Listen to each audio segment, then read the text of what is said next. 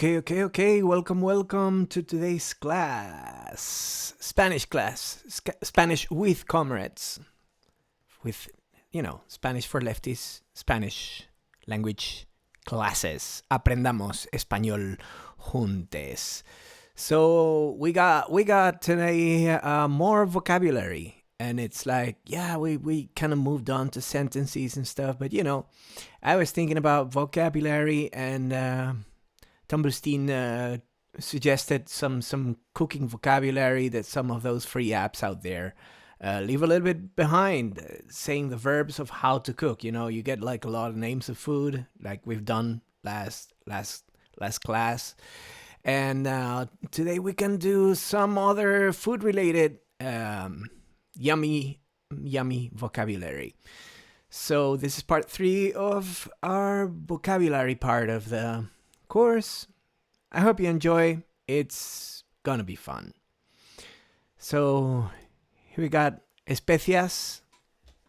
Especias is the name for spices, all of the spices. Again, it's, those things that we use to season our food. Generally, herbs also are called especias. Also, we can call them hierbas, which is a funny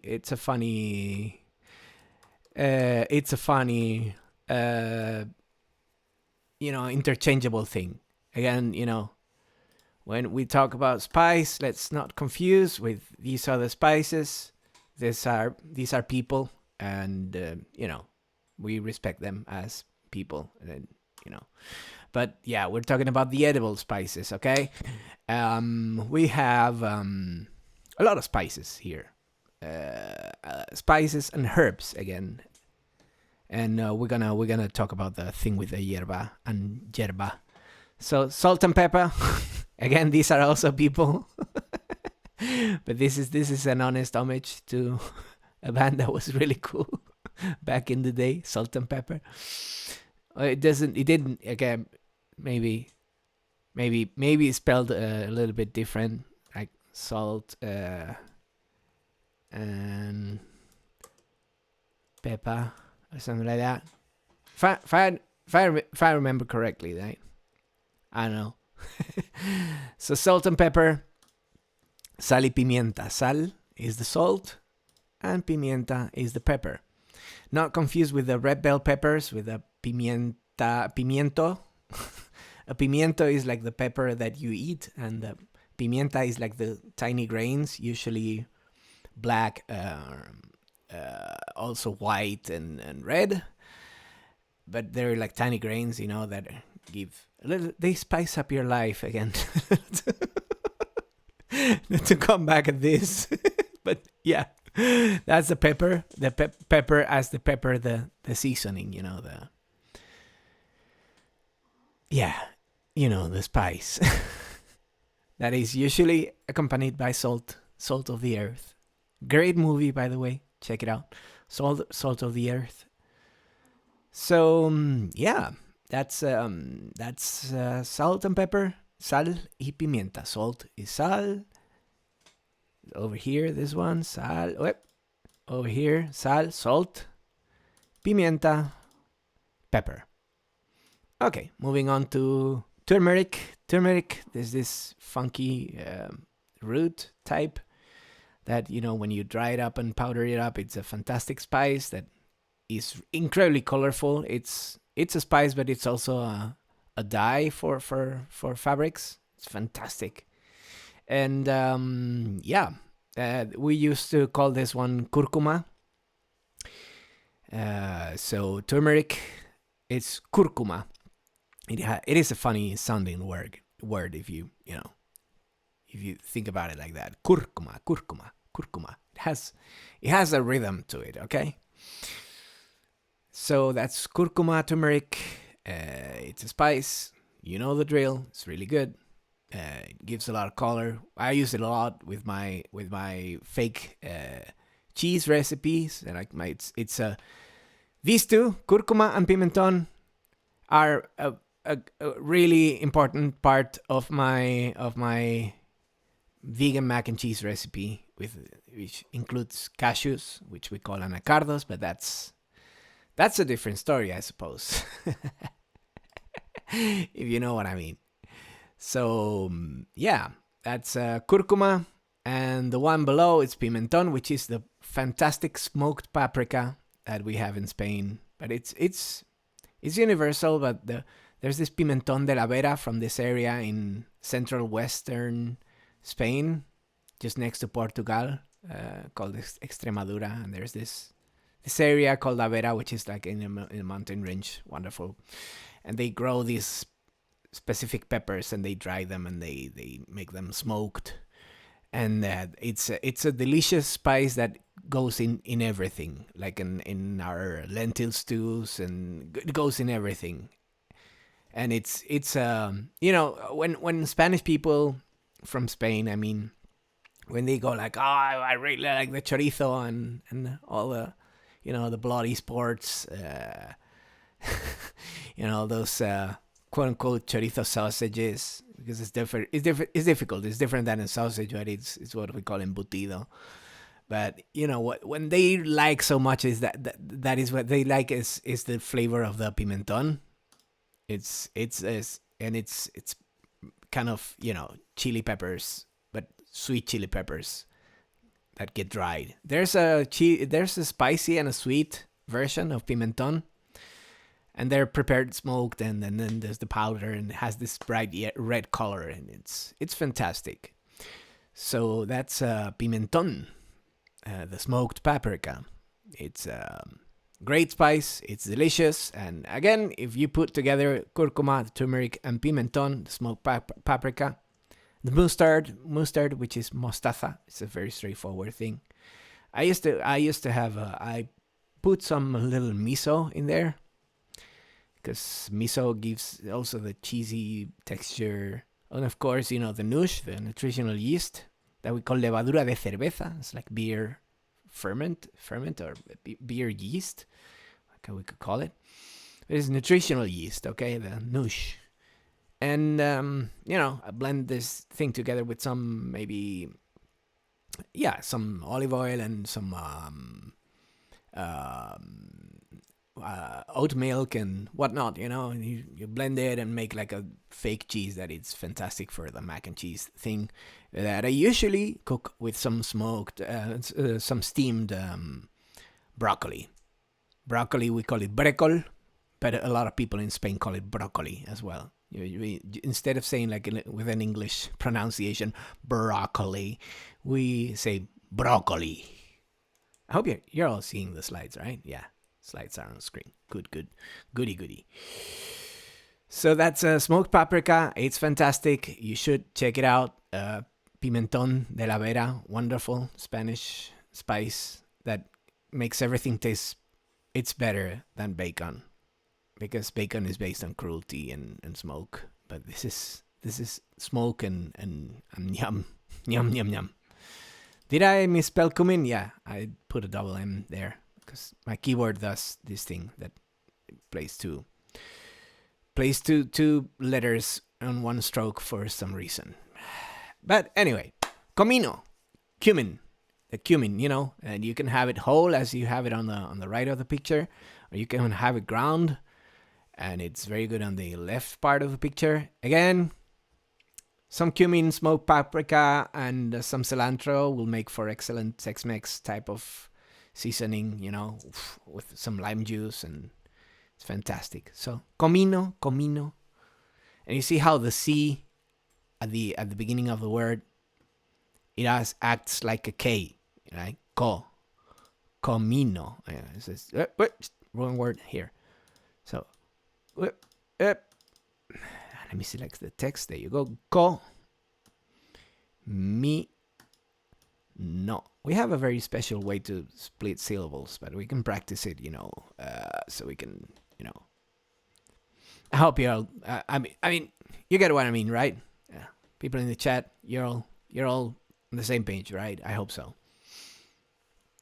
So, moving on to basil.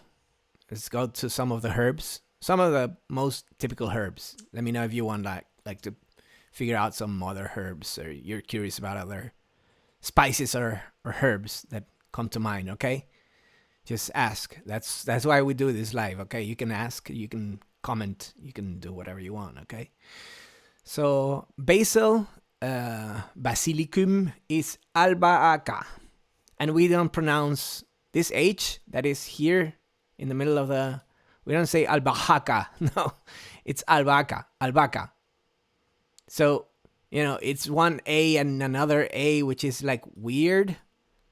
Because the H is mute, we don't pronounce the H. So it's albahaca. And it's fine. You can say albahaca with a long A, or you can say albahaca, and it's going to be understood, okay? And, in everyday conversation, you say that like the most, you tend to be lazy. You tend to shorten things and make things comfortable and cozy. So albahaca is for basil, which is also a delicious herb, I would say. Basis for the pesto. You don't need cheese in the pesto, just good basil and good olive oil. So albahaca. And you gotta have it fresh. And people say that you put a basil plant on your window and you get like less mosquitoes for some reason. I don't know. It's to be tested. I never had problems with mosquitoes ever, so it's fine. Anyway, very common also parsley. Parsley, we call it perejil.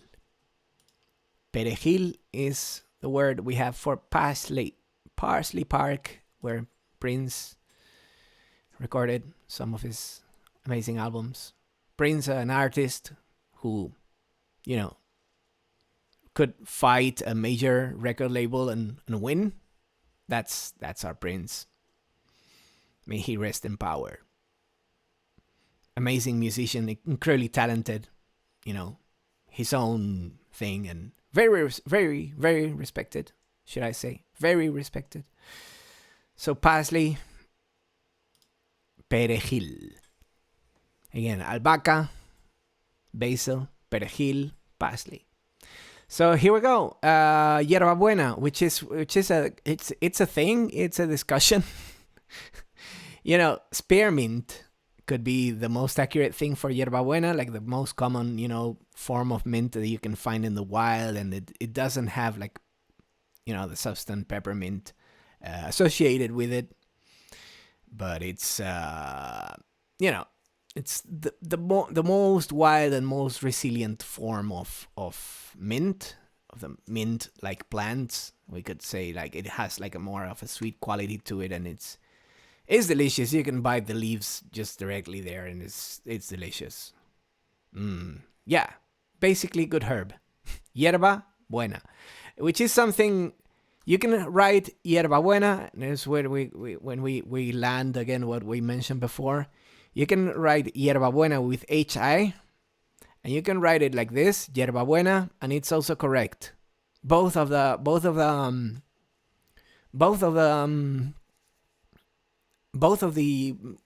ways of writing and pronounce it, which is slightly different. If you say hierba and then hierba, there's a y and the j. But in any case, those are good. Both are good for some reason. And anything that has to do with grass is hierba, or herb, which is hierba as well. It's confusing, but I mean, if you use like grass, like the grass on the floor, you can call it césped. But if you call it hierba, it's gonna be understood as well. So it's very polysemic, the whole business. Okay, it's very polysemic. But hierbabuena or hierbabuena, either way of writing it is good. So hierba and hierba are interchangeable, and it's fine. Same with it, a lot of people call regular mint also hierbabuena, and that's because everything in astronomy it's confusing. That's not a linguistics discussion, but it's definitely like an astronomy type of discussion. Like, concepts change. It's like when we said about what we said about the tomato, and the tomato being a fruit or a vegetable. It's like either, both, none. I don't know. It is a tomato, and it's delicious to have, with a little bit of olive oil just raw, and a little pinch of salt if if your health allows for it, because salt, it tends to build up and create a lot of liquid retaining and high blood pressure and whatnot. But hierbabuena, and we can call it also like a type of mint, so it could be called menta.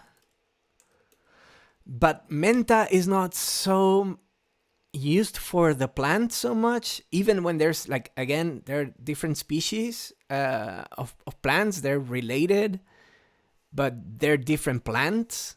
So the mint is the classic peppermint mint type of thing, and the hierbabuena is like the more common, more the one that exists in the wild more. So I hope you get the difference, but we're gonna go for hierbabuena.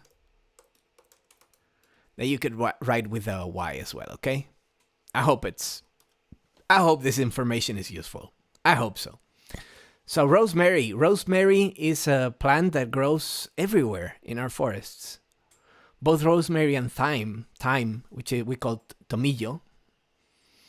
So rosemary, romero, it's delicious, very aromatic plant, grows everywhere. And see how the R rolls at the beginning. Romero. And the second R is soft. The first one is rolling. So, ro. The first R is ro. And the second R is ro. So, romero. It's, they're different, sounding instances for the same letter. We discussed this back in the day in the lesson about the alphabet, and this is one of the practical cases that you can find. The rosemary, romero, which is most of these plants, most of these herbs, and some of these spices are they grow in the wild, and you can have them in the forest and have it being the forest like a communal source of herbs, and that to be something that is okay. You can grow them in a communal garden with your community and share those plants and share the care of the nurturing of the community garden, and everybody share the plants and the resources, and there's a bit of the what conservatives call the tragedy of the commons, which is like, if you leave it in the open, some vandals are gonna go and take everything and from the root. And of course, we live in a system that rewards being an asshole, but if you take care of a community garden, everybody's is enjoying a communal experience. Everybody's enjoying a preformative type of politics that would facilitate eventually a good revolutionary process, a culture that grows around sharing and around nurturing each other's life quality in general, and of course goods in particular. Like if you grow vegetables with your neighbors, everybody's growing the vegetables and everybody's getting vegetables, and there's plenty. It's like that song with Malvina Reynolds called The Magic Penny, right? Like lend it, keep it to yourself and you don't have any, lend it, spend it, and you'll have so many you roll down over the floor. So that's how it goes. Hola, Sinistro. Welcome to class. We're checking vocabulary about around food, and we're gonna get to the part that Tumblestein told me right now, which is about the cooking, cocinar. Too many cooks will spoil the broth, and that's not the American way, okay? So we're going to talk about cooking, the act of cooking, cocinar. Cocinar, okay? That's a verb, to cook. Cocinar, yo cocino, tú cocinas. Estas personas cocinan. Nosotros cocinamos, vosotros cocináis, ellos cocinen. Yeah. It's all right. We're all cooking. Everybody cooks every once in a while. So, todo el mundo cocina de vez en cuando. Every once in a while. De vez en cuando. So to cook, okay? And I hope some of y'all got the joke. Anyway, to cook. So to boil, hervir, and cocer. And the difference is like hervir is when you're boiling the liquid. So if you have like a broth, un caldo, and you boil it, you take it to a boil, or say a cream or a soup, and you take it to a boil. Then you're taking the broth to a boil, right? However, if you put a potato in that boiling broth, estás cociendo la patata. You're cooking the potato in the boiling broth. So hervir is to boil something, to boil a liquid, to take it to a boiling point. And cocer is to cook something inside of that boiling liquid. I hope it makes sense. I'm not getting a lot of feedback today, but it's fine. It's not many of us today. But that's with live streaming. That's not a problem. I hope you'll see it later in the VOD on YouTube, okay? So yeah, to fry. And then there's so many ways to fry that we can check it out. Makes sense. Thank you, Boop Dragon. So yeah, to fry, freír. Just lurk away. It's you're right. It's fine. Don't worry about it. Thank you so much for the feedback, and of course, lurk away. And these people are frying churros, which is something that one can crave all the time. And if you haven't had churros, you should have churros in your life. And not all churros are created equal, I must say. But of course, I'm a madrileño. I'm not objective, okay? So my type of churros... Let me see if I find an image of my type of churros, okay? It's not going to be included in the end material, but I can show you. That's the idea. Let me see. Let's find the madrileño churros. Actually, churros y porras, which are like... Oh my God, this is the thing. Okay, the picture is terrible, but it illustrates the joy and the happiness. The picture is one of those, that it's like bam, flash on top of it, the dark place. But look at this. So the ones on the right are the churros. They're like little ribbons. They're shaped like little ribbons. And the ones on the left are porras, and they're not so striated. They're bigger. They're way bigger, and you get the dough, and you can split it and fill it up with some yummy creamy thing of your taste. Like back in my childhood, we used condensed milk, but of course, not anymore because I'm a vegan now. So yeah, cinnamon too. Yeah, definitely. Oh, cinnamon! I should have included cinnamon actually, which is canela, which is bark from a tree. Canela is cinnamon. Is cinnamon bun. I miss Adventure Time. That was a great show. But that's a segue. Vas a limpiar tu casa aprendiendo español. ¡Qué bien! ¡Qué bien! I'm so glad. You're eating at the moment, or you would get hungry. I advise for this before on Twitter. Just get this lesson with some snacks on you, so you don't get the cravings. I'm gonna go through the cravings. Like the moment I finish this, I'm gonna stuff my face with something, whatever we can find in the kitchen. But that's another story. So these are churros and porras, and it's very typical in Madrid to dip them in hot chocolate. Basically, like very thick chocolate, very creamy, thick, very dark chocolate. Also very sweet, usually. Like, I'm not a fan of sugary stuff because, it's bad for your pancreas. But, this is the typical way of eating. It's one of those. Let me see. And they got those straight churros from outside of Madrid that are not correct. That's not the way. It is the way. It's fine. It's me being a little bit of madrileño chauvinist in here, but check it out. You have like the cups of hot chocolate there, and you dip the churro or the porra in, and it's a bundle of joy, the motherfucker. That's all I can say about it. Oh, and check it out. This is how they make the porras, which is super, super interesting. They make a big fucking spiral, and then they cut them. But they make a big spiral of the thing.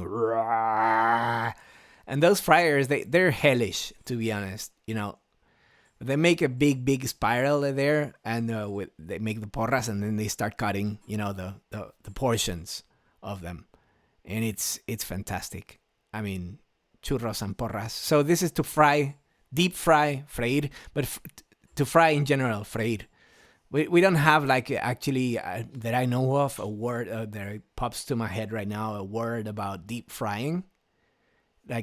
Deep frying, I think it's something, I don't know. Do you have it in your language, like something that is like deep frying in English? Because we use freír to fry, and if you're deep frying, you're frying. But we don't have a specific word for a deep frying. Anyway, if you see it on the VOD, let me show me in the comments if you have like a special word for deep frying in your language, or maybe that's just an English thing, probably from American English. I don't know. Hard to say. This is just conjecture at this point, so don't take my word for it. Anyway, they're frying those churros, and that's glory. That's absolute glory. So to fry, whether it's deep frying or just regular frying, freír. Freír. Yo frío churros. Tú fríes churros. Esa persona fríe churros. Nosotros freímos churros. Vosotros freís churros. Ellos fríen churros. Esas personas de ahí, de allá, a lo lejos. Okay? So, to cook something in the oven, it's hornear. So, an oven is an horno. So, okay. The oven itself, it's an horno. And again, the H, you don't say the H. The H, it's there written. You don't pronounce it. You don't say horno. Which is related to some other state of mind that comes when you're aroused sexually. But not the case, okay? So, horno and hornear. Hola, Emily. Welcome. In German, you have a word for deep frying. Which word is it? Because we don't have them. You just say fry. You either fry in 10 liters of oil, or you just fry in horno. And hornear is to put something in the oven. And in this case, they're taking these out of the oven. This freshly baked bread. This freshly made bread. Which, by the way, one cannot talk about bread without, of course, paying image to Bread Santa. Bread Santa is the best. Bread Santa is a charming figure that causes warmth in our hearts. Bread Santa. Look at this happy face of the Santa of bread. Fantastic. So hornear is to cook something in the oven. Hornear. What are the best Spanish language shows, movies? Because I need to watch some. Okay, I'll get you some recommendations. I don't know, you got right now, there's 30 monedas, 30 coins out there. It's a new thing from Alex de la Iglesia. Alex de la Iglesia is a great action movie director who has a little bit of a political insight. He's a progressive guy, and all in all, very nice, personable human being. So that could be good shows in Spanish, but depends on your level in Spanish. Bread in Spanish is pan, yes. Something like that, right? Yeah, it's pan, P-A-N, pan. Just as you wrote it. You wrote it correctly, Emily. Exact, deliciously. What? Frititen. While to fry is braten. Okay, cool. Frititen. Check it out. So in German, you have deep frying as well. Frititen. 30 coins, I think it is. It's an allusion to the 30 coins that were paid to Judas. But it's the action is set all over the world, but the main stage is a little village in Segovia, a very kind of region close adjacent to the region of Madrid. So it's in the center of the of the Iberian Peninsula. Sorry about that. Santa, sí. Papá Noel del pan. We call him Papá Noel instead of Santa Claus. But yes, definitely el Papá Noel del pan. Bread Santa. Pedro Kropotkin. I've seen some translation, some Spanish translation where they call him Pedro Kropotkin, which is super.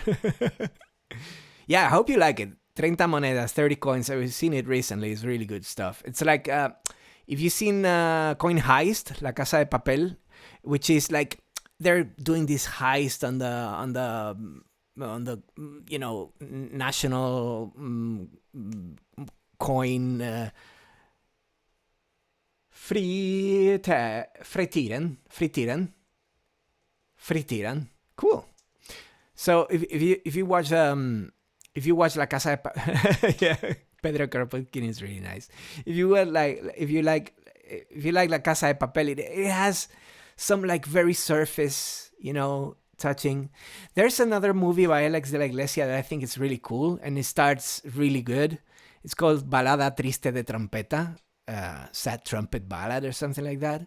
And it starts it starts by killing fascists, basically, the movie. It's with a hammer, a clown killing fascists is in the Spanish Civil War scenario type. It's really good. So, I would say, that Alex de la Iglesia is a little bit more, But of course, if you want to say like someone who is like more political, less action oriented, I would also recommend the works of Fernando León de Aranoa. I'm gonna type it here because it's a mouthful. Fernando León de Aranoa. I missed an accent, but you know how it goes. Like Leon, you're on, but it's not gonna help you in the Google search anyway, or DuckDuckGo search. But yeah, got a very good. Yeah, it's a lot of fun. Alex de la Iglesias films are incredibly funny. All his body of work. The classic movie would be El Día de la Bestia, The Day of the Beast, and it's about Satanism and stuff, and it's incredibly funny. His first movie, actually, Acción Mutante, it's about a group of disabled people who are, tired of the superficial culture of, and they form a terrorist group. It's early in its sensitivity, so it was back in the day, but it's still reaching out, to disabled people, which is fantastic. Again, you got to understand it in the context of, oh wow, it was the 1990s, so we didn't know as much as we know now, but it was a decent approach. He's a really nice guy. I like the guy, and as a director, he's a genius. So, anyway, to cook in the oven, hornear, bread Santa,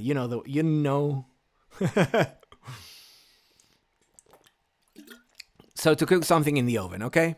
Whether you put like you put my recipe of vegan mac and cheese and you put it in the oven at the end, and it's delicious. I'm getting hungry. Why did I do this to myself? I don't know. Okay. So batir is to blend something with a blender, and I'm showing here like the typical hand blender that is used in Spain. Like I know most of the Anglo-Saxon type of countries use like the vase blender, like you put in it's a glass thing, type of like a jar with a propeller at the bottom.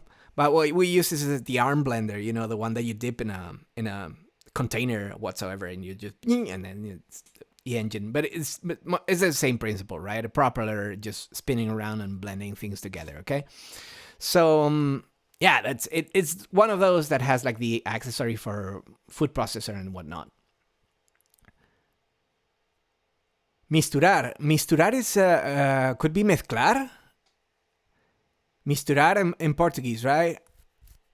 I would reach out and say, but I'm gonna make sure. Okay, I'm gonna try and translate it by machine.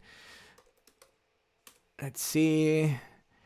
The Spanish and the tech language. Misturar. Mezcla. Yeah, mezclar, to blend. Mezclar. I should include in the thingy. I'm gonna put it in the extra slide at the end. I'm gonna remember to put that one there. But yeah, I think would be mezclar. I'm gonna include it. We got like just one slide more to do of these, and then we're gonna include our own words, okay? And that's a very good question. Mezclar, misturar, good one. Misturar makes sense. Makes all of the sense.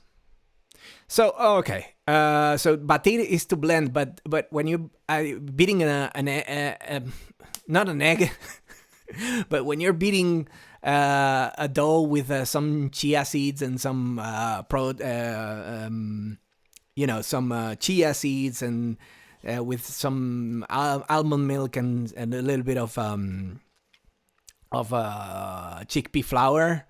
And you beat it together with one of those, like this device over here. You see this? I don't even know the name of this device in Spanish, but when you beat it, like the manual one. So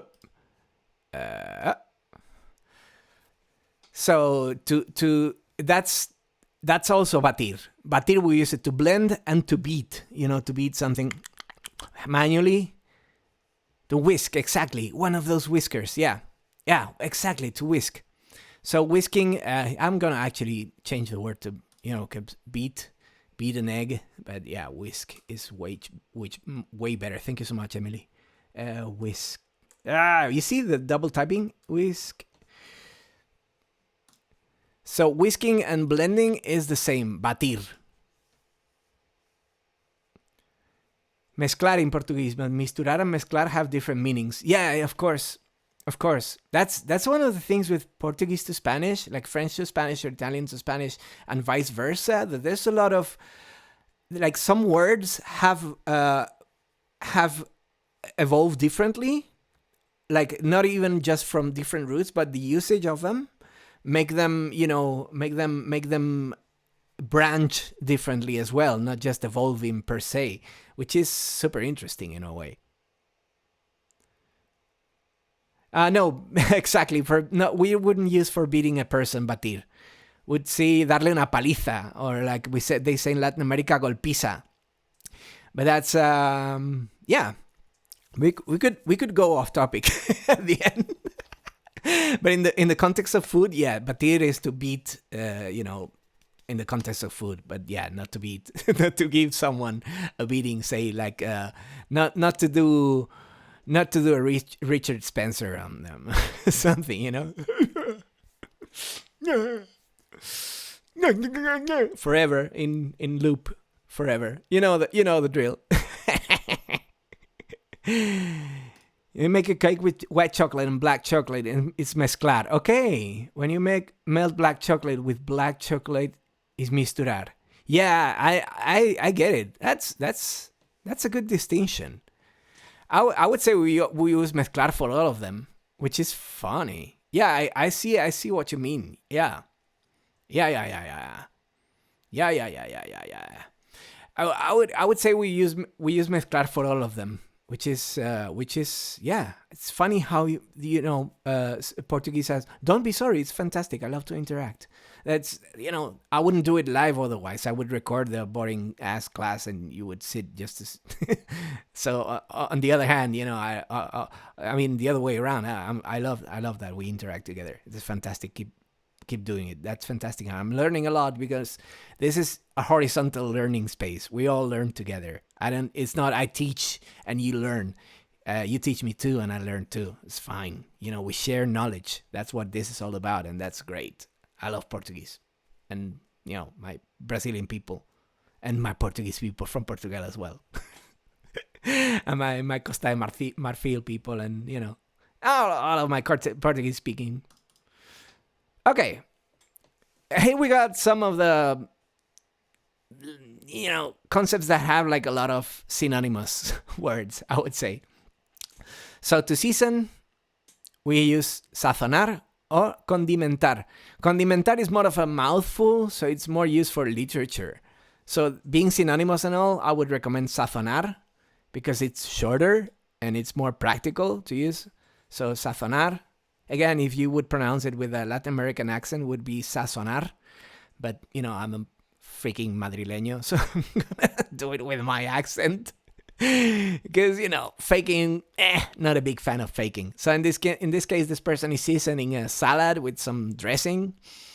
So I would say, esta persona está sazonando la ensalada, ¿no? Con algo cremoso que tiene muy buena pinta. Yum, yum, yum. So I'm getting hungry. Why am I doing something? Why am I doing this to myself? I don't know, but it's fine. I'll stuff my face later, I swear. Anyway, to season, sazonar o condimentar. So, seasoning a salad, sazonar una ensalada. Sorry. I have a frog in my mouth. Sazonar una ensalada. To season a salad. ¿Vas a sazonar esa ensalada? Are you going to season that salad? Which, by the way, I mean, I have all the respect in the world for fancy dressing and complicated salad, but, give me a lettuce, tomato, and some olive oil, and I'm happy as a kid. But that's personal taste, again. This is a personal commentary there on the side, okay? So, yeah, saltear, sofreír, y rehogar, which is to stir fry, which is funny because we have like 3 different words, and they kind of mean the same, and they're kind of different. So here I'm showing the stir fry in a wok, which would be saltear, because you do like very fast with very little oil, with a lot of heat, and go like 1, 2, 3, 4, 5, and you take it off the okay, maybe 1, 2, 3, you can count to 10 or 15, but it's very short. And the funny part of the wok is when you use like an actual fire like here, and you see that on the sides the fire is kind of transcending the oil, and it's burning a little bit, microscopically, some of that stuff, and that stuff is getting into the flavor of the thing, and that's oh my god, that's glorious. Why do I do this to myself when I'm hungry? Why do I stream this when I'm hungry? I should have had a snack before this, but I decided to take a walk instead, and that's on me. That's on me. So saltear is to stir fry very quickly, like you do in a wok pan. Sofreír and rehogar, they're more or less synonymous, and actually I should put them together now that I see this. So I'm gonna. There you go. Because sofreír and rehogar, they're very similar. Sofreír is when you fry something in preparation for something else. Oh, Kamazats! Welcome! And thank you for the raid. Welcome, everybody, from the raid. We're doing Spanish class. We're going to learn some Spanish, good people. And if you know some Spanish, you're going to laugh at me because it's fun, okay? But, rather have you laugh with me, but it's okay to laugh at me because I'm, the person streaming.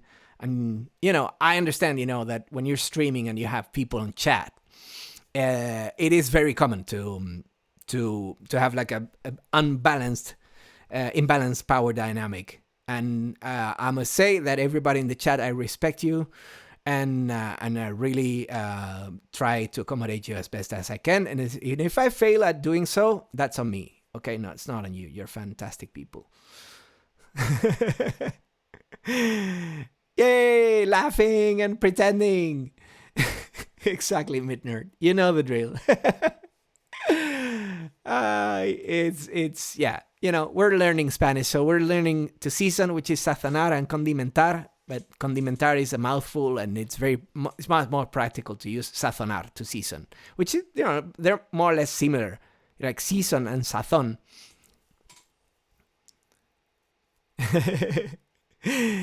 Of course, as a Canadian, you know a lot of Spanish. You know the drill. Oui, parce que tu parles français. Je crois que tous les Canadiens parlent un petit peu de français. Hein? I think most Canadians speak a lot of French, right? It's probably it's a big country, so it should be. Moi aussi, je parle un petit peu de français, men. Mais je presque t'oubliais. French is one of those languages that if you don't practice it often, it goes away. But anyway, it could be relatable to any Xion, biblioteca. Et la française d'Afrique.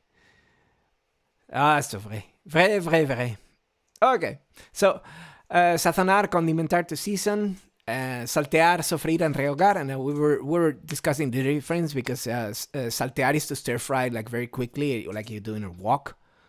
But also, to fry lightly would be sofreír, like you fry something to. It's also called pochar. It's like you fry something at a low temperature for a longer time that when you do the wok types stir fry. So yeah, get some snacks for all the new people in the chat. Get some snacks because it's gonna get you hungry. So you fry slowly, but you don't let it go golden. So it goes like very slow. It's like when you're making and we'll get there. I think I'm gonna make a slide only for tortilla patata, which is something that you gotta do, and I'm gonna explain you how to do it later. So when you fry something slowly, so it gets soft and it sucks some of the oil and gets, it's somewhere between boiling and frying, and that's because freír, regular fry, it's as we saw on the former slide, is freír, but saltear, sofreír, and rehogar, they're like lighter forms of frying, so you're gonna do something next, or you've done something prior in the recipe to make it, it's one of the steps of the process. Usually when frying, frying is like the non sequitur, right? It's like, anyway. So moving on. Amasar, which is to knead a dough, right? And the word for dough is masa. So this in the middle here, this portion in the middle here. Pan cooked or soft cook. Yeah, probably. Yeah, exactly. That makes a lot of sense. So the dough, it's masa. Masa, which is also mass, and it's also, we tend to do that thing when we use the same word for a lot of different concepts.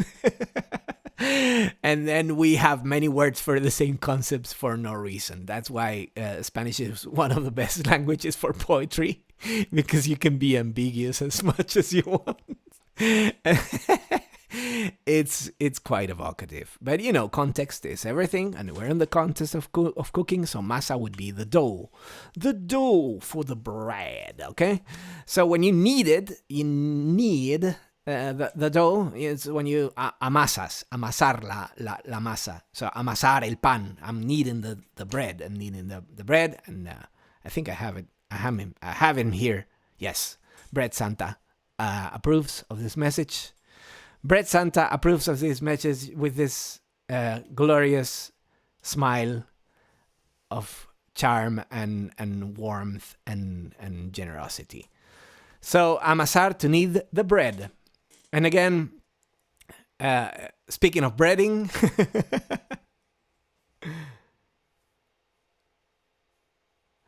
would I use a different word than amasar if we're kneading meat or veggie mix that isn't dough? No, we still use amasar. It's cool. You have like as long as you have like a dough of some kind, and you're pushing it with your hands and making it take shape, or because a lot of processes happen when kneading, and like a lot of physical and chemical reactions are happening when kneading something, and the let's say the dough, the batter, whatever you're kneading, it's getting denser, and it's the proteins and the starches are kind of interacting with each other. So would be amasar as well. So it would be like to knead. But good point. It is also for things that are not necessarily related to Bread Santa. We love you, Bread Santa. You're the best. You're great. You were great. So when when that bread gets all dry and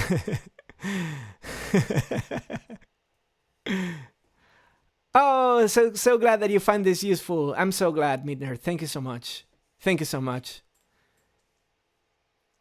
Oh, I'm so glad that you're gonna find this useful. That's a mission accomplished. Thank you so much. It really warms my heart, and yeah, that's really grateful for that. Really appreciate it. So when that bread gets dry and we need to grind it, blend it, and make it into, and then we put some protein type thing into our say tofu nuggets, and we need to make the bready thing outside. Let's say to prepare a batter with bread in it. That would be rebozar. Rebozar it involves a batter. Any type of batter, but when I'm gonna include it here. When it includes breadcrumbs in it, right? When it's the chunky, the crunchy breadcrumb texture, it's empanar. Not to confuse with empanada, which is besides a bad one that makes great political commentary, it's also kind of a dumpling type of thing, a little bit bigger. And if like regular dumplings, we call them empanadillas here in Spain, and in Poland they call them pierogi, and they're awesome. Oh my god, they're so good. Anyway, why do I do this to myself? Do these things when I'm hungry? I should talking about, I don't know, feces or something. It's not to make me hungry. So that would be to bread. Empanar, to bread. You bread something around, right? So you use some kind of protein-based jelly type to make it sting, right? Javi Guano stream, yes. Thank you so much, Midner. Hola, Riandis. Good to see you around here. Oh, and thank you for the subscription. Oh my god, 5 months. Yeah, empanadas are delicious. It's really good stuff. So, got any other words? And that's where we're gonna come back to the other words. Too many cooks will spoil the broth. We're gonna prove them wrong. Let's all be cooks in here, okay? Any other words that you want to know in Spanish? Empanar is specific, what breading. But rebozar, rebozar would be also empanar. It's a way of rebozar with bread, but empanar is specifically when there's bread in it. And again, Bread Santa is in the house. Is always in the house. Bread Santa is always in the house. So. Exactly, battering, dusting, yeah. No, deep frying is no. Rebozar is to, but when the food is battered and it's fried and it's done, you call them things that are empanadas. Nuggets, de tofu empanados or rebozados. You call you can make like a fake meatball with tofu as well, and you batter it and put, instead of bread, you put flour in them. Typical protein based and flour on top. Then it would be albóndigas rebozadas, but rebozadas. And empanadas, it's when it's like in Argentina, they call them the milanesas, vegan milanesa with vegan cheese and a little bit of basically seitan and vegan cheese, like a very thin fillet, and it's empanado because it's breaded all around. So that's the technique. I'm so hungry right now to rend this. Mientras. While is mientras. I'm gonna type it so you can read it. Mientras. There you go. So if I use rebozar or empanar, I would describe how we're preparing the dish exactly. But you can say rebozado or empanado, and it's something that you've breaded you've breaded or battered. So, like, say you make like a vegan corn dog or with a vegan sausage on a stick, and then you batter it and you deep fry it, right?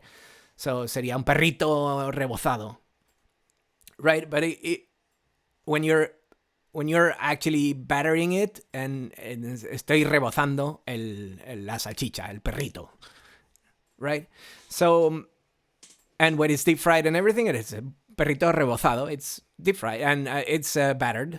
It is a characteristic of it, right? So, but again, deep fried, we don't have a word for deep fried, so we call it frito. Frito, like Fritos, the snack, but you don't say Frito, you say frito because of the pronunciation and everything. It's very straightforward. So it's fried. It's deep fried or fried in general because it's so weird. But it's so fun that you commented, that the thing about the papas fritas, yum, yum, yum, yum. What they call French fries or chips in the UK. Papas fritas, patatas fritas, we call them in Spain. But papas fritas is very common in Latin America. And it's fantastic. We got, an array of variations that is great. That's one of the things I love about the Spanish language is that it's diverse. And it's widespread. So, it's widespread for the wrong reasons, to be honest. Like, imperialism sucks all the way, and it's just an unintended good side effect of something that was really bad, and is that we can share a language with a lot of good people out there in my Latin America that I love so much. But yeah. So you're using broken Spanish for an English-Spanish team of cooks. I'd say something that's tofu empanado. Empanado with a D. Sorry, it's my bad tongue. Empanado. You could say empanado y frito. I thought I did a double T. Let me check. Yeah. Is this keyboard? Something about this keyboard is a little bit worn out, but it's fine. It still works. It gets to my nerves when I'm trying to write something and then I have to be correcting my double letters. But that's a different story. Yeah, exactly. We can love something while being critical. You're absolutely right, Riendis. Empanado y frito. No hay problema. Un placer. Estoy cocinando algo mientras estoy Oh, almost, because fazendo português. Mas muy, very close, very close. Estoy cocinando algo mientras estoy haciendo otra cosa. So you miss the haciendo, which you can write it with an H that we don't say again. Haciendo otra cosa, because we don't do the outra, which is fantastic from Portuguese language. Outra, and it's the same in Galician. Portuguese and Galician, they have a lot of similarities there because they kind of evolved together. And after in the Spanish Peninsula, with the evolutions of the Roman, the Latin language from the Romans, and like the everyday use of the Latin language. It made all these Romance languages, evolve differently, and that's part of the beauty of it. And it's so funny that, regionally so close, all of us in the Iberian Peninsula, we evolved our languages differently, and it was, of course, there's a lot of political implications depending on which autocrat, king, piece of shit. Overbaked and broiled. Oven baked. And broiled. Okay, I need to refresh on my actually English. I'm gonna refresh on my English glossary because okay, over. Let me see. So you said oven. Wait a sec. Ah, I lost the chat. What am I doing? Oven baked and broiled. Okay.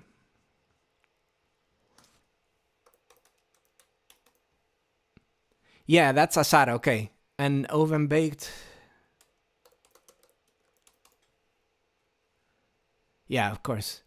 Of course. Okay. That's the thing. Okay. It's. Hornear would be oven bake. And broil would be asar, which is. It's very close, to be honest. It's because it's something that you bake in the oven. I would say the difference would be the sauce that exists there. Like when you bake, let's say, a block of tofu with some sauce in it, so it gets a little bit of the flavor. Then you're asando. Estás asando, asar. I'm gonna include it here, okay, in the word hornear. Because hornear is to bake anything in the oven, whichever. But asar it's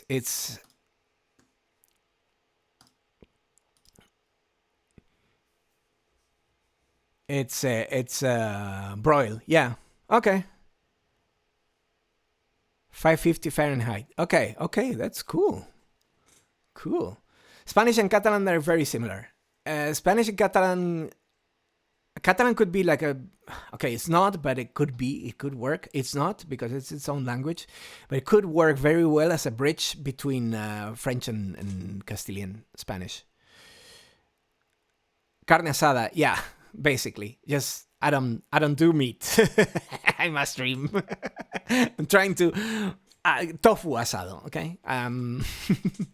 Tofurkey. Tofurkey asado.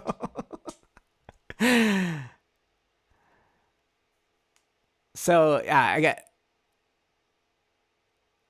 No falo espanhol. Nós falamos portunhol, que é uma mistura entre espanhol e português.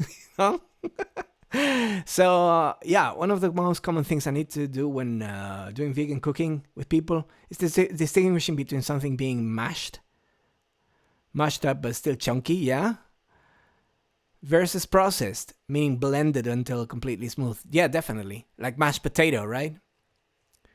And you could say patata machacada, I would say. Okay, let's do it. Let's do this. I'm gonna duplicate the other slide because this okay. Duplicate. And I'm gonna include, okay, machacar. And I don't think we use procesar so much, but it could be, because it could be also a variant of batir, you know. So I'm gonna leave it at machacar.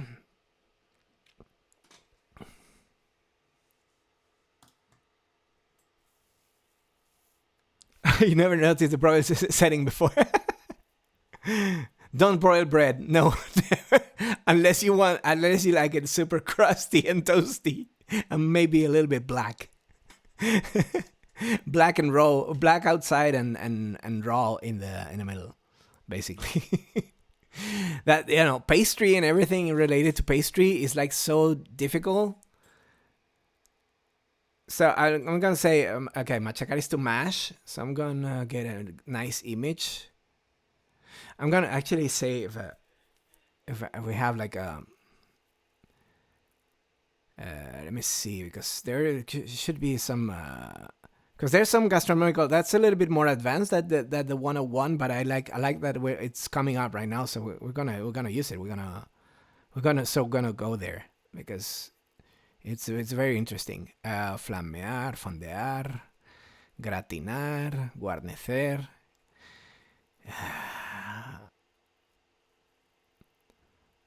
Yeah, I would be majar, but majar is more technical.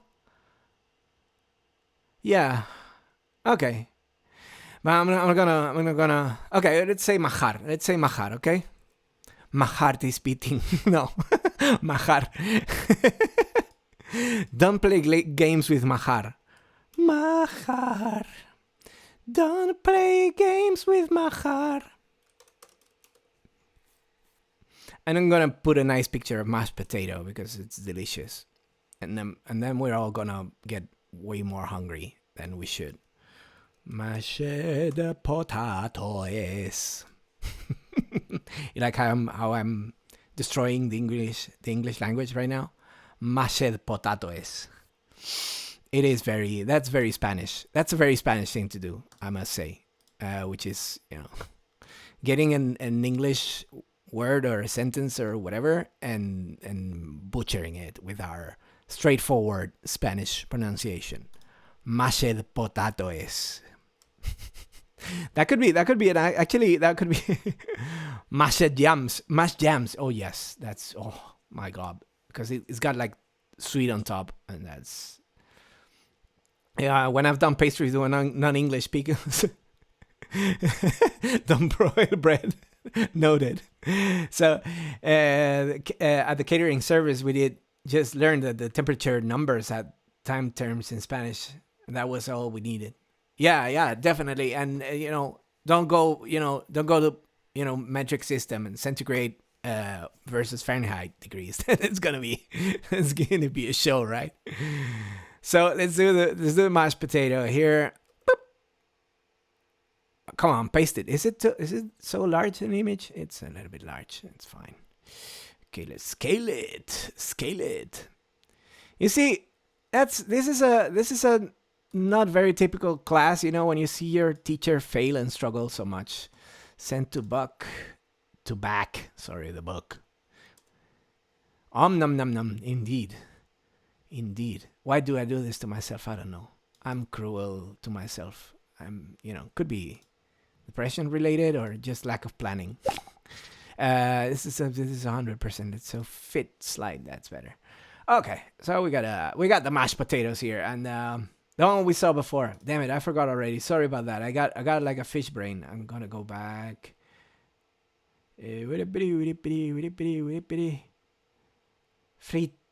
Fritteren.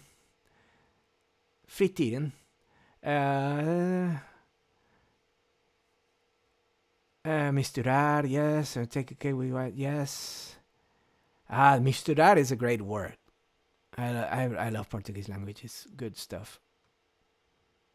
Damn, what did we talk about before? Damn it. Refresh me, please. Share them in mira. What did it was so interesting, and it's my fish memory, It went away. Misturar. Yes. Mezclar and misturar. But we did another one. Oh man.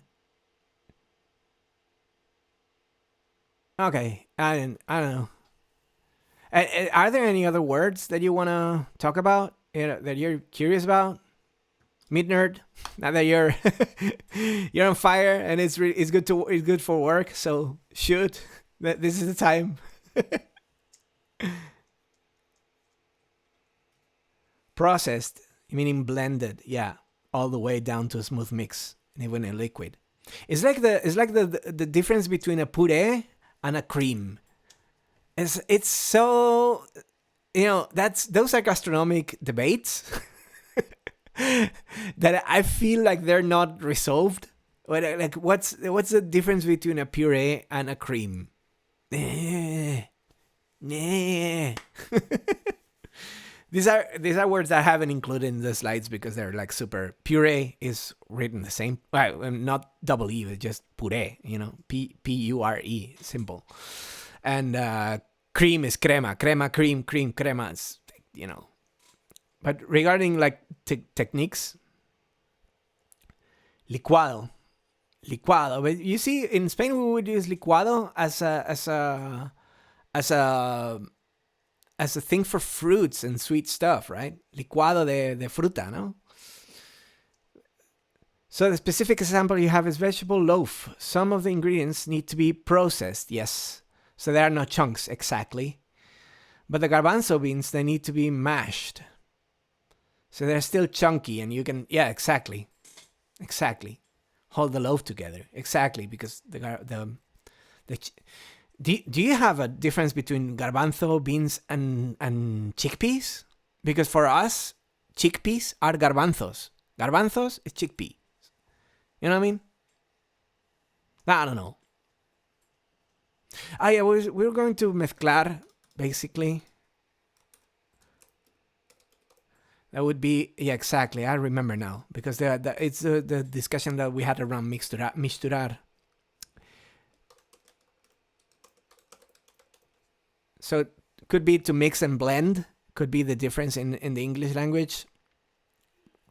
I'm gonna put a chocolate mousse there. Let's see if we find a vegan one. Sorry about making everything vegan. It's my OCD there. Vegan chocolate mousse. Oh my God! Why do I do this to myself? Okay. Load the image and we copy the image. Oh, don't. Okay. Copy image. Close the thingy. Paste the thingy and drool. Drool. Like Pavlov's dog. Which, by the way, we don't need science to be a cruel, evil thing. Science can be a good, wholesome thing without having to torture innocent people from other species, as I like to call animals. What people say animals as a different category as human, which is, the way I see it, and I'm going to respect everybody else's view, to be honest. But the way I see it, we are animals too. We're animals, all of us. We're all in the same boat of animalcy. Animalless. Animalacia. So, we're all, we don't bark and stuff, but that doesn't mean that we're not animals. So I don't know. That's my take. Okay, if you have a different one, I respect it. But we're just from different species. Avocado chocolate mousse for the win. Oh damn! Yes. Chickpea and garbanzo is in the okay. Cool. Good to know, Meat Nerd, because I was a little bit like, are they difficult? Because you know how things go in gastronomy, right? Like definitions are a little bit liquid, if you know what I mean. Oh, Sinistro, have a good one. Mwah. Have a great one. I'm so glad that you liked my album, friend. Oh man, we need to have that call soon, okay? Next week for sure. It's gonna happen. So yeah. Exactly, comedian. We're animals first and people second. And, animals of other species, I would say they're people in their own different ways, It's just, they have a different personhood, a criterion to fill up, right? So, of course, they're not going to get in the employment line or whatever, but they want to live and, they want to have a good life and breathe and eat and drink and pee and poop. And they have affection for each other, and they have a relationship with each other. So, just different species. Yeah, different type of intelligence, exactly. You're vegan by default, but your rule for meat or animal products is animals I've met. Yeah. So if a friendly hen wants to, it's like, I don't care for this egg, you can have it. Go for it. Family in Vermont that has goats who basically maintain their garden beds and occasionally produce milk cheese. There you go. Goat comrades. Goatly goats. It's a different relationship, definitely. Industrial things, change a lot of things. And it made it way easier for otherizing people from other species, if you know what I mean. Okay, so I don't know. Any more cooking techniques that you're curious about? Don't mess with the yeah. Yeah, they tend to eat your clothes. Yeah, that's true. It's like, this look fibery. And if they get pissed at you, they really hit you. They really hit you hard. They're very goat-headed. You know what I mean?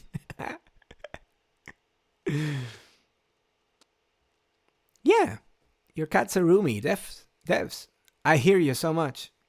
You live together. You give each other emotional support, probably. communicate on a different level, not linguistic. But anyway, any other cooking techniques that you're curious about?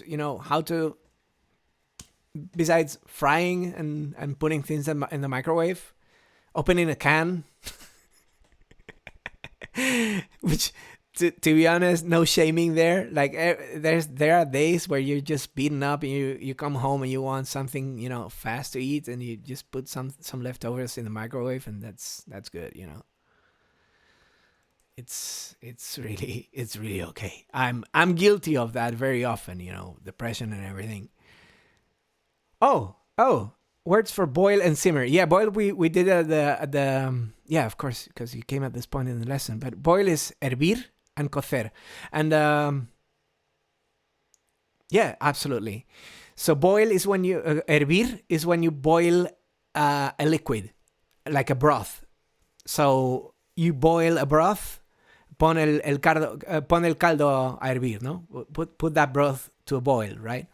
So pon el caldo, put the broth, a hervir, to a boil, right? So boil that motherfucker, right? So hervir, to boil, but to cook something while boiled, like say you got that broth already boiling, but you put it in a potato in there. The potato is cooking in the boiling liquid. So what we call it is cocer, patata cocida, a boiled potato, right? Pon el caldo a hervir. Pon el caldo a hervir. Con pi de piso, vamos a hervir. Exactly, mi nerd. So when the potato is boiled, you call it patata cocida, which is like the participle, I guess. Cocida. Patata cocida. So as for simmer, that's a good question, because I don't know, simmer. We could say hervir a fuego lento. Simmer. Yeah. Okay, so I'm gonna because this is a good one. Meep meep meep. Hervir a fuego lento. And again, it could be hervir a fuego lento, but also cocer a fuego lento. It's the same. And to be honest, you can kind of use them interchangeably and nobody's gonna freak out about it.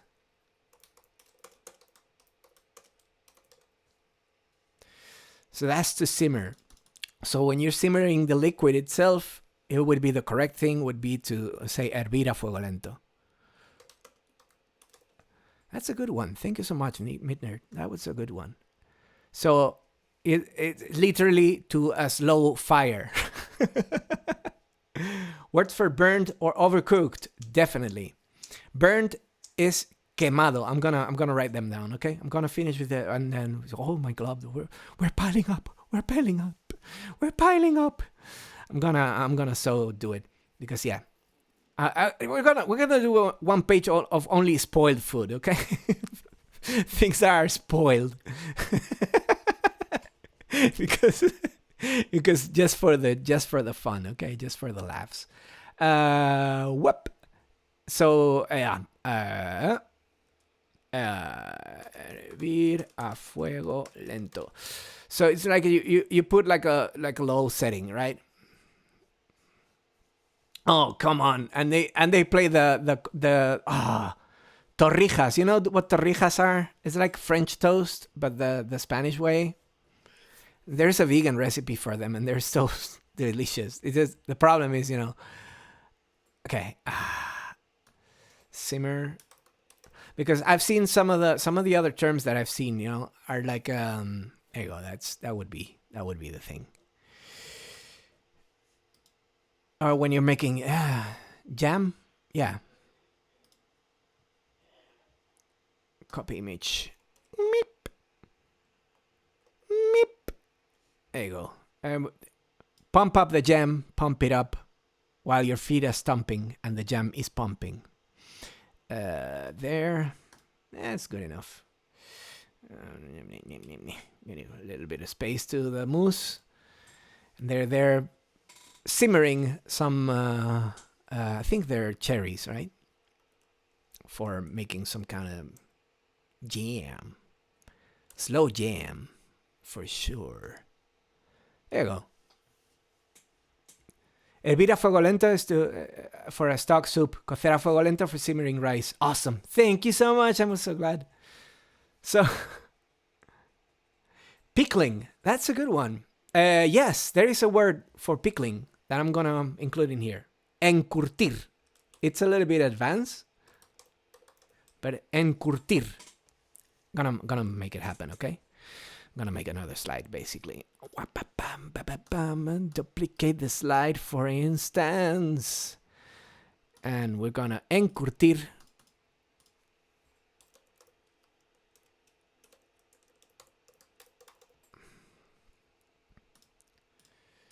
With to pickle. And then quemar, which is to burn. Baby burn. And we had you clip the pump of the jam.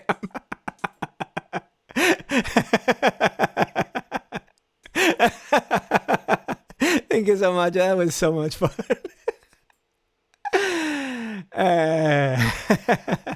You get the reference. Oh, I'm so glad. How the place to stay. Get your booty on the floor tonight. Make my day. Did we say quemado? And what was the other one? To burn and overcooked. Okay, overcook. We use quemado as well, like sometimes, but I'm gonna use yeah. Okay. Woo, there are some words in here. Okay, get ready. Words are coming. Okay.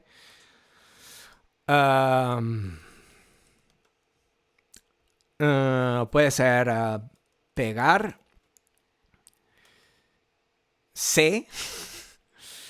Could be to overcook, but it's a very. It's very. Okay. How can I describe this? Like to burn something is when it gets black and carbon, all that is left is the carbon there, all the carbon particles, and it's, but to overcook something like that gets like the burnt part at the bottom, but the top is okay, that's pegarse. And it sucks because it gets that bad flavor all over the part that you could rescue. And it sucks. So that's pegarse. That would be one way of overcooking. But another way could be pasar or pasarse, which would be to overcook something that is boiling and it gets so bland, and it's, when you overcook pasta and the pasta you put it on, you take the water off and you pick it up with a fork and it melts down and it's like, this is useless. That would be that type of overcook, pasada. Burnt on the bottom, yeah. It's what in the Valencia they call it socarrat, but that's Valenciano, that's not Castilian. I'm gonna put an image to socarrat. Actually, I'm gonna see what image search finds for socarrat. Socarrat, which is when you make a paella. There's a part at the bottom. Okay, wow. Okay, that's a lot of socarrat. Okay, I'm gonna copy this image. Oh my God, so much socarrat. Anyway, there's this part at the bottom that it's overcooked. But it's overcooked on purpose. And when you make a paella, you make it with a very large fire, right? That encompasses all of the. You see there at the bottom of the paella, which is actually the paella is the thing that you eat, but it's also the pan in which you cook it. It's called paella. So there's a layer of overcooked rice at the bottom, and they call them el socarrat. It's like the overburned or something like that, like the crispy, way too crispy thing, right? And that would be overcooking in a positive way. which is weird, right? That's because the socarrat is actually really good. It tastes is really delicious. Probably not super healthy, to be honest. I'm gonna include the thing here. It's called socarrat. Socarrat. Because melted would be melted would be like the derretido, from derretir, the verb. Pasarse is more like melted, overcooked, or overboiled. Yeah, definitely.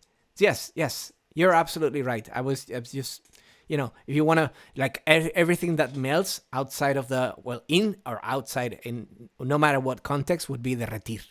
But definitely, or like when an ice cream melts, it's also derretir.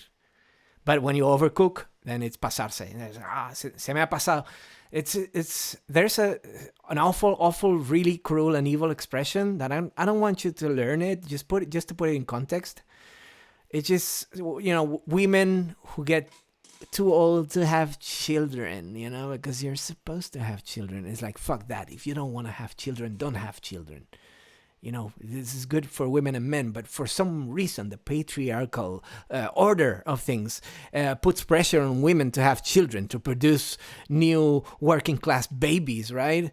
So, they say, se te ha pasado el arroz. It's like, you overcooked your rice. It's like, there's no going back, right? It's like, fuck those people.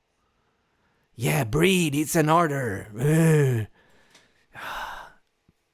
So awful. I'm sorry for all the women, both cis and trans men and queer people who are suffering the oppression. The non-binary people, my non-binary people, who are suffering the oppression of the patriarchy, which sucks. And I want to, take a moment to say I'm with you. I'm here to help in whatever I can, except for money because I'm broke as fuck, but any emotional support, and if you need to talk, I'm here. Fuck those people. They're wrong, and we're proving it, okay?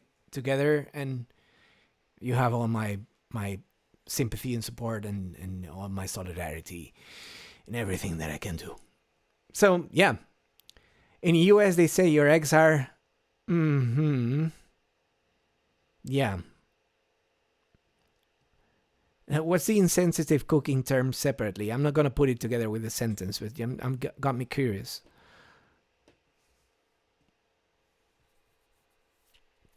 I can't wait to overcook my rice so people will stop asking me when I have children. I hear you so much.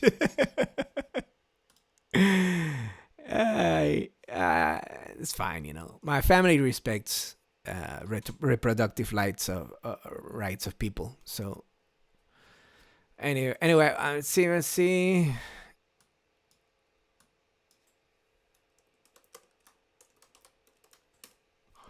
Let me see if we can find,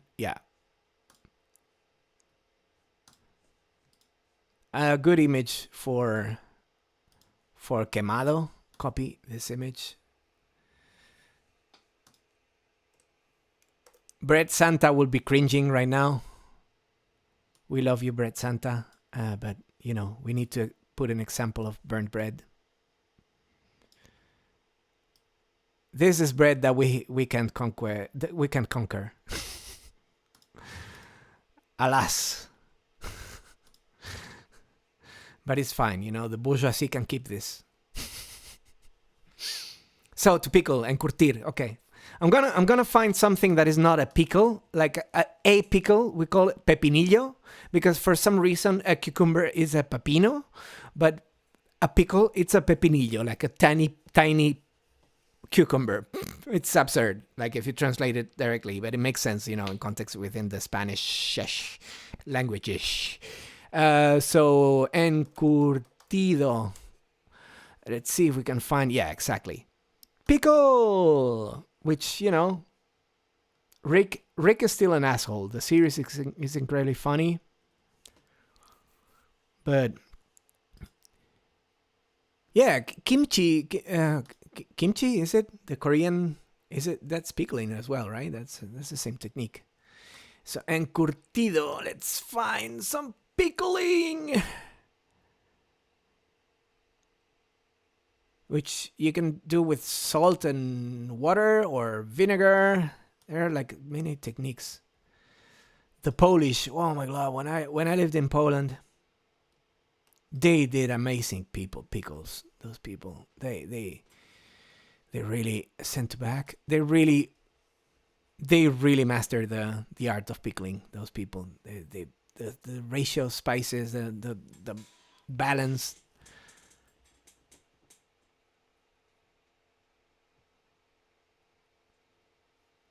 Okay. I hear you. Yeah, I'm not gonna say that word. Don't worry about it. Yeah, I hear you.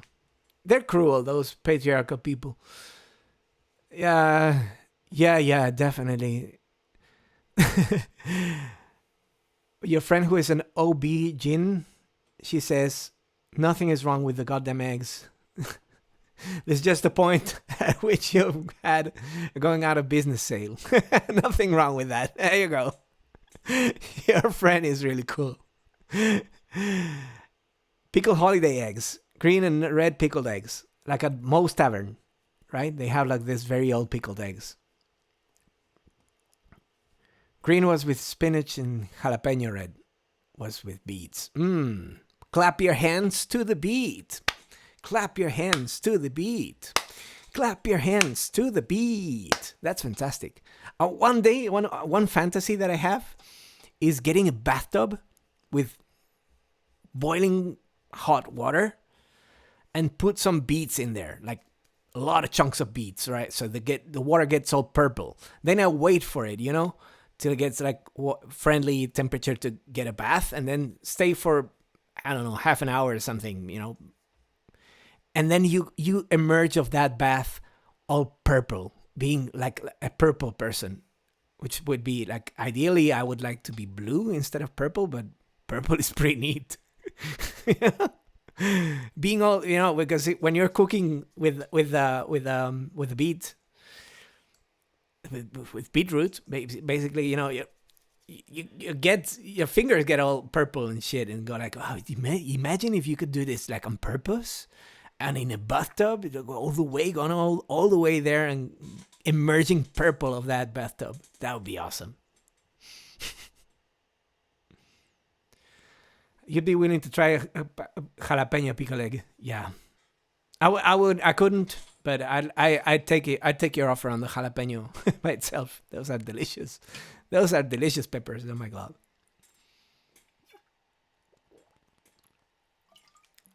Cool. So I think that we got a lot of techniques in here. So I think we're gonna, because the class part needs to be not super long. So I think we're gonna call it here for the class part. I'm gonna stop the recording for the YouTube people, and we're gonna hang out a little bit longer here on Twitch just because. So have fun with this class. Check the others in the playlist. It's on the YouTube thing. There's a playlist with all the classes in order, and you can pick whichever you want. And you know the drill. It's fun. It's fine. And hope you can catch me live on the next time.